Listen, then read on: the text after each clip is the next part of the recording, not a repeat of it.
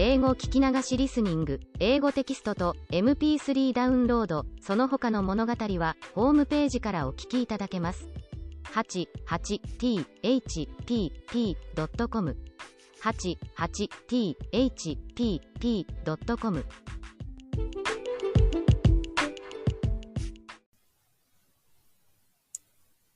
Welcome to Talking and Reading from Japan. I'm Hidemi Woods. I read an episode from the books I wrote and talk about it, or talk about anything that pops up in my mind here. I hope you enjoy with me. Today, I'm reading an episode from one of my books titled An Old Tree in Kyoto. Today's episode I'm gonna read is called Monopolize Him.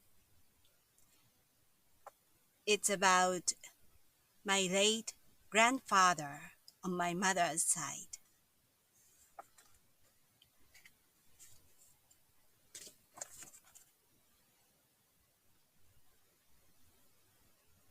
Monopolize him. My grandfather on my mother's side was a quiet, generous, and kind person. Because I lived with my grandfather on my father's side, whose character was completely opposite to him, I liked him all the more. One day, when I was little, I was left in the back seat of the car with him while my parents were out for an errand. He suggested playing rock, paper, scissors. He took his notebook out of his pocket and started drawing a score table. He had an honorable position in the local society, and there were many important notes and appointments in his notebook. But he was drawing the table for his granddaughter next to them without any hesitation. And the rock, paper, scissors match of my grandfather versus me began. It had a lot of rounds and continued long after my parents came back to the car and we got going. He looked so merry and I was absorbed in the game. It was my happiest time with him, not because the game was fun, but because I was able to monopolize him. There were only two of us without my youngest sister around. The match ended with his great victory by a wide margin.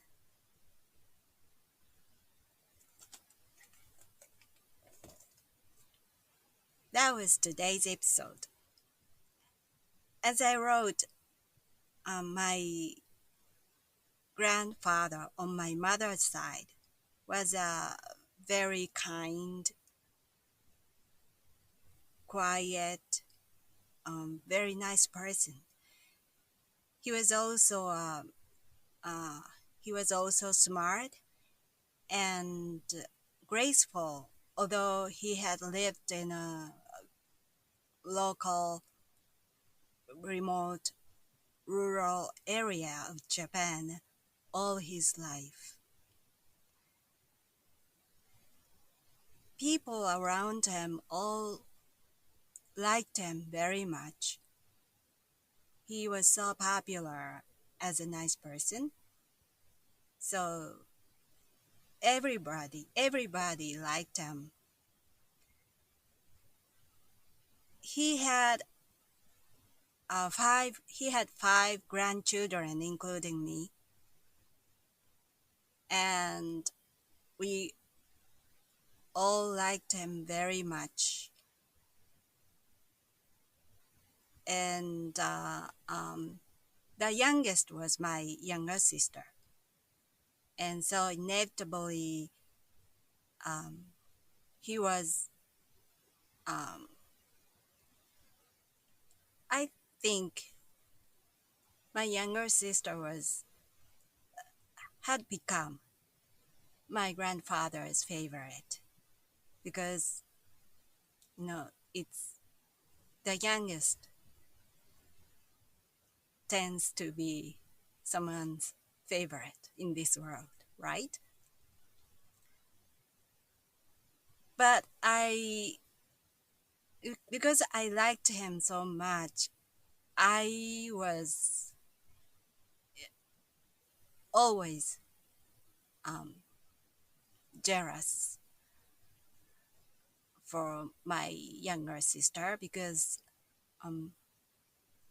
to me she looked like his favorite, and I used to be in that position as the youngest before my younger sister was born. So to me it was snatched away by her. That position was very precious for me. But since my younger sister was born, that precious position was occupied with her, not me anymore. So basically, I felt grudges. I held grudges against my younger sister for my grandfather's affection and attention. And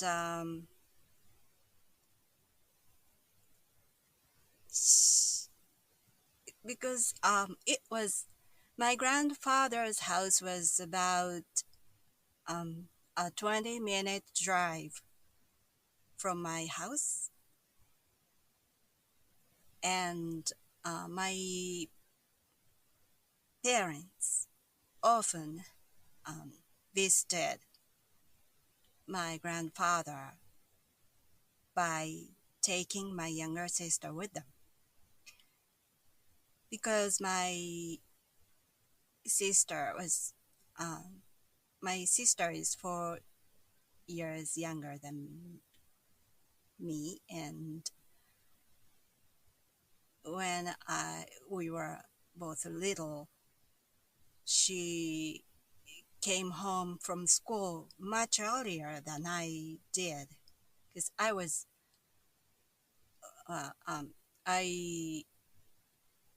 had been a junior high school student already, but she was in elementary school still. So she came home early so that my parents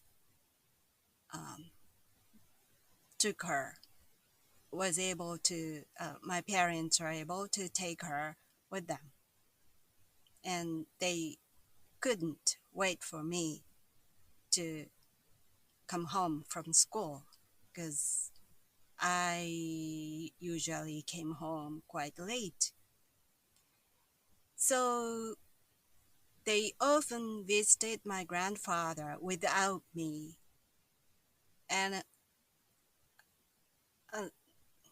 that was also what I really hated about. So I felt that my grandfather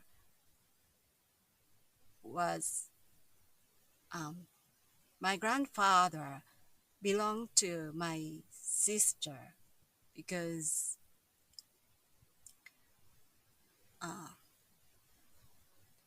that was she who visited him often and met him, saw him, talked with him, not me. So my grandfather was essentially taken from me by my younger sister.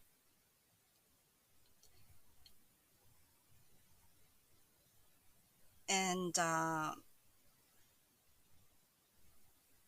once I just I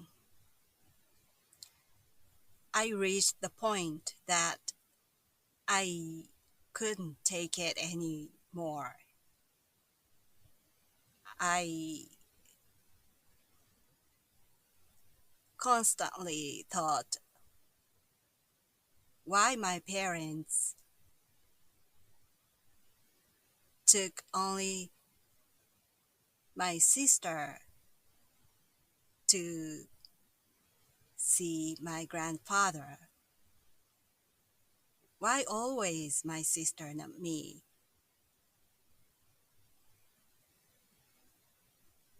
That was because my younger sister monopolized them. If my parents had taken me as well, I would have been able to see my grandfather more often, and I would have been able to talk with him. But although I really liked him, and no matter how many times I begged my parents to take me to his place, they never did it for me. They just ignored me and just kept taking my sister, only my sister, and kept going to see my grandfather, just 3 of them, without me. And so once I was probably 14 years old or 13 or 14 years old, I snapped completely, and I reached the point I couldn't stand this treatment any longer. And when my grandfather happened to visit our house, and I had a chance to be with him, just 2 of us, in the dining room of my house. And I suddenly snapped and I started crying in front of my grandfather. And I was just babbling that why, I remember I said, why you like my sister better than me? Why you spend time with her much more than me? Why everybody treats my sister better than they do to me? And you especially, grandpa, why you favor her, not me? And I was just crying, and why not me? Why her? Why you like her more than me? I was just so jealous of her, and just I couldn't take it anymore, and I cried in front of my grandfather. And surprisingly, my grandfather said nothing. He just sat there having a cigarette. He was silent, just looking at me, and said nothing.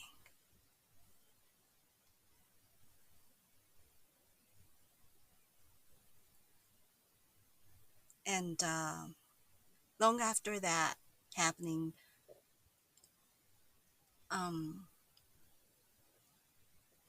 he once called me. There was a phone call from my grandfather, and I felt very weird because I knew how much my grandfather hated a phone. He really disliked to make a phone call. So it was such a rare occasion to receive a phone call from my grandfather. And I wondered what was going on, and he just suggested that we should go out together. And I asked what it meant, and he said,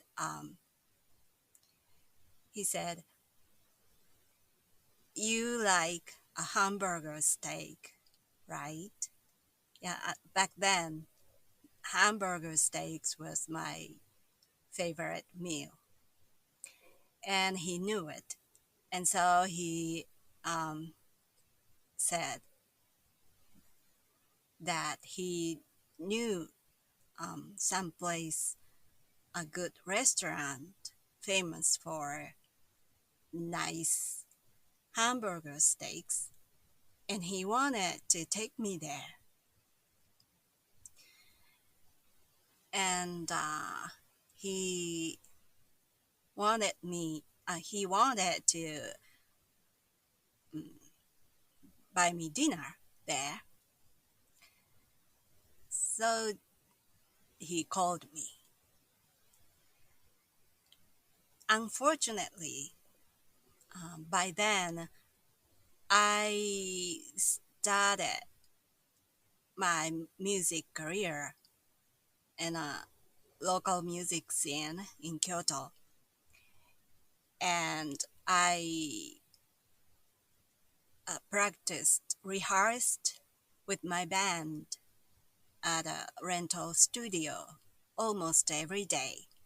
And I was also a college student back then. Still, it was because before I dropped out college. So in the daytime, I went to not so often, but I had a kind of two lives as a college student and a musician. So I had been extremely busy those days. And although that was such an appealing offering suggestion from my grandfather, I couldn't make time for him.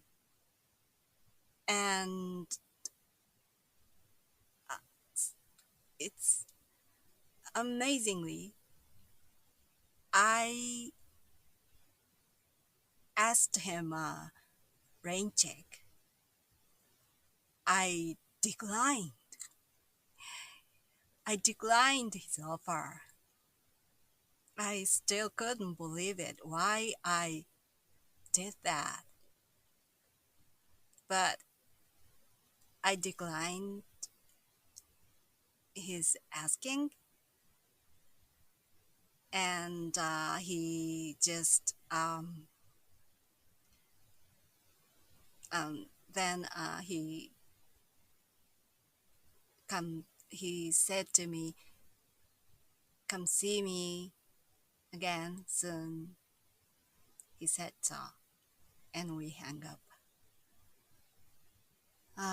It was a huge regret of me.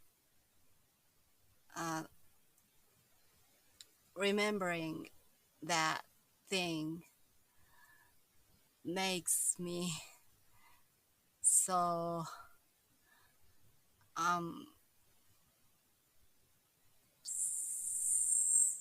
so angry still. Why I declined? I couldn't believe it. Anyway, not long after that, quite soon, he was suffered from Alzheimer's, and he didn't he became unable to recognize his family members' faces and names, and so that was, in hindsight, that was the last chance to go out with him. But I threw away that golden opportunity. It was still the big regret. I have so many regrets in my life. Probably much more than ordinary, much more than people have. But this thing is one of the biggest regrets of mine.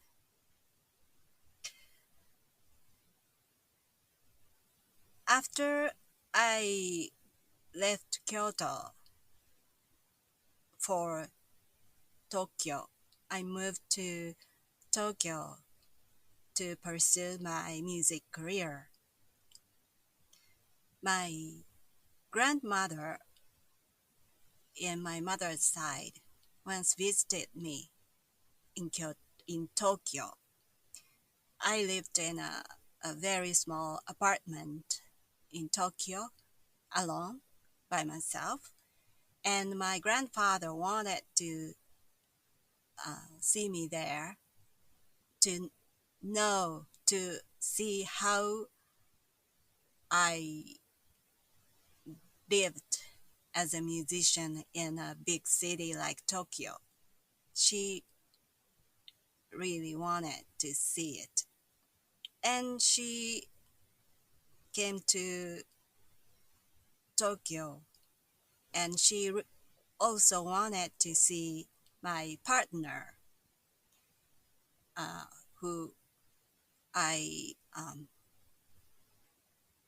he was my partner was also a member of my band, and we did music together, and so she wanted to see him too, and I introduced him to her, and she bought us nice dinner,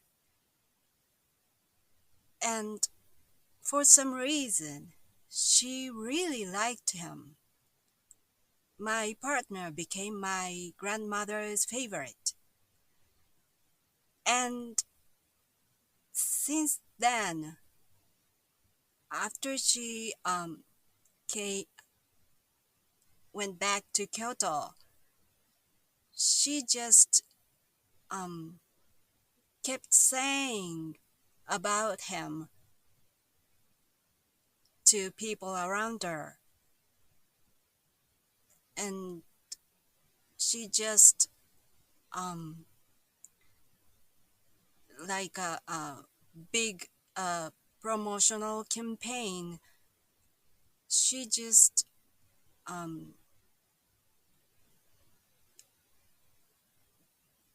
talked about him all the time to her families, her relatives, neighbors, and how her point was, what a nice person my partner was. And according to her, she had never seen such a nice young man in her life. And so she just kept saying that all the people around her. So next time I visited my family. I went back to my hometown and visited my family.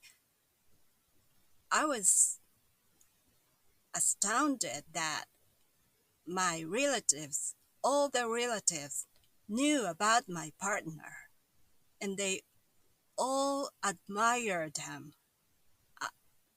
At first, I didn't know what happened, what was going on, but that was what my grandmother said to all the people. So my grandmother persistently talked about how nice my partner was, such a admirable, such a nice person my partner was, to my grandfather also. And because my grandfather heard it all the time, every day, from my grandmother, he also wanted to see him. And all he could do was to imagine how my partner was. And so he really wanted to see him. His desire had grown stronger gradually. And every time I had a chance to see him or talk to him, he used to say to me, I want to see your partner. I just heard a lot of nice things about him, but I really want to see him. He very often said so to me. But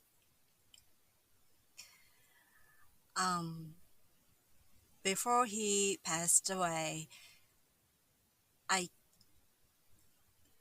I didn't have a chance to introduce my partner to my grandfather, so he passed away without seeing him. So that was another regret of mine. I couldn't have him see my partner. And so basically about my grandfather,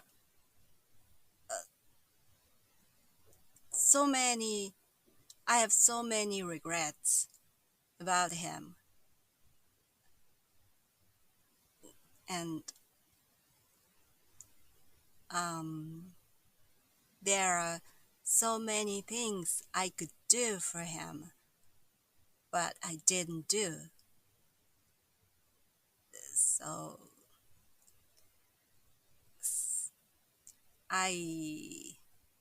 sometimes I can't forgive me what I didn't do for him,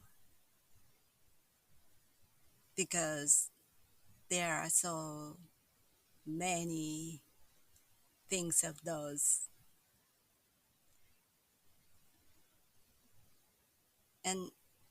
But when I went to his funeral, one of my relatives, who was my grandfather's sister, spotted me and approached me.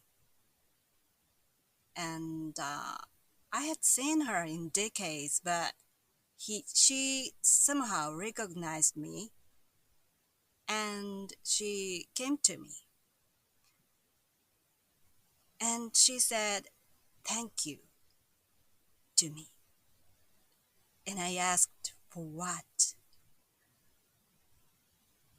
And she said, for making my grandfather so happy. I didn't understand what she meant, and I asked, what does it mean? And she explained that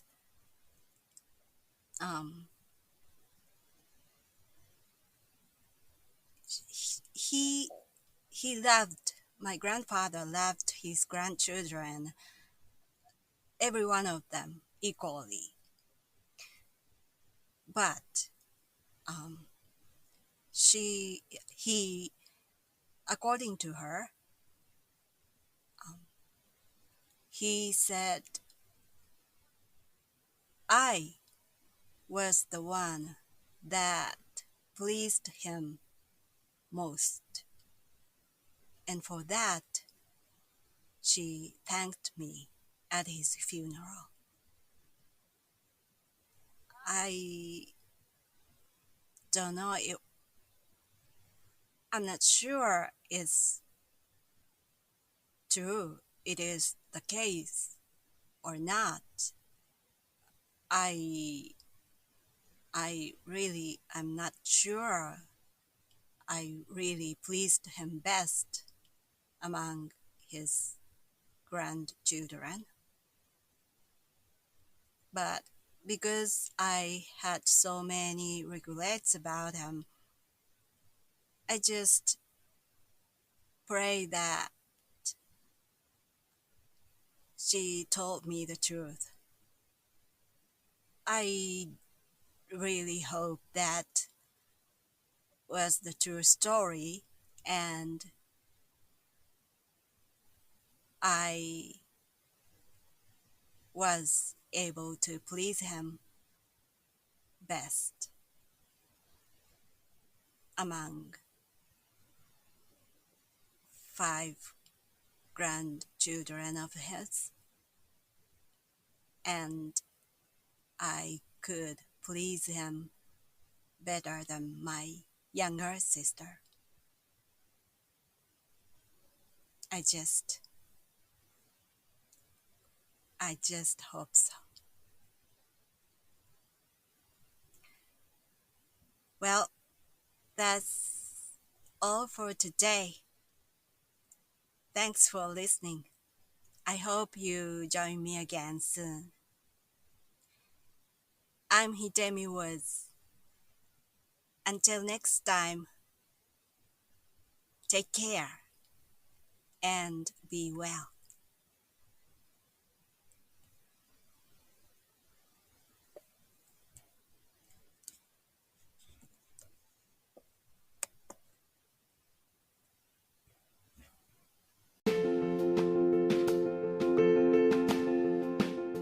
Audiobook, The Family in Kyoto, One Japanese Girl Got Freedom by Hidemi Woods on sale at online stores or apps. Apple Books, Google Play, Audible, 43 available distributors in total.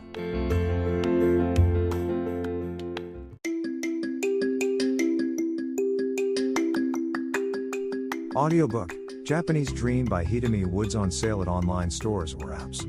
Apple, Audible, Google Play, Nook Audiobooks, 43 available distributors in total.